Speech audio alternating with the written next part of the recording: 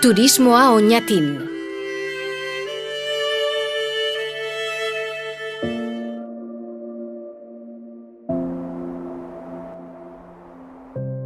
Oñatira bidaiatzea. Bidaiatzea, gure ezagutza elikatzen duen ondare hori. Oñati. Bidaiatzeko eta norbera asetzeko leku subiraua. Europa zarraren eta berriaren bidea, aldi berean denetik hurbil eta ezegokia den horretatik urrun. Lurrazpitik zeruraino. Bidaiariaren eskura dauden ametsetako eszenatokiak, zapore bakarra. Antzinako kultura baten bizimoduak. Aktiboa eta parte hartzailea den jendartea, bizimodu jasangarria sortzen duena. Eta hori guztia, inguru urbano eta natural izugarrietan. Espazio monumental harrigarriak. Misteriotsuak diren eta era berean esaneiz beteaz dauden harrikrutzeko kobak. Biziaz betetako bere baso ostotsu eta zabalak.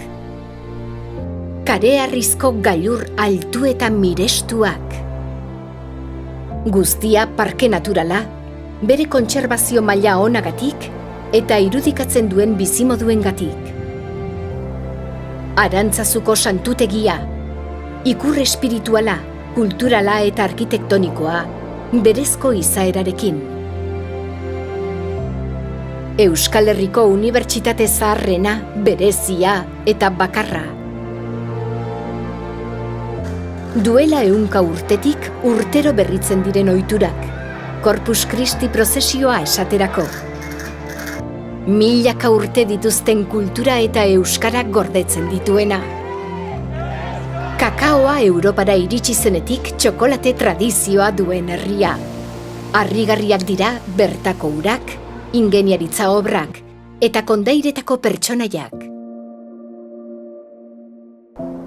Hori guztia, eremu zabaleko espazioan, nortasun handiko bere auzoetan ordezkatuta. Baina gainera, Oñatik abentura eskaintzen digu. Plazer gastronomikoa. Artzain ohitura eta horren produktu kuttunen ekoizpena. Natur ibilbideak eta gozamena. Kirolaren alde zintzoenegatiko pasioa. Oñatira bidaiatzea, Euskal Herriko erdigunera bidaiatzea da, eta gizakiaren inguruan dugun ezagutza elikatzea. Oñati, benetako esperientzia nahi duten bidaiarientzat.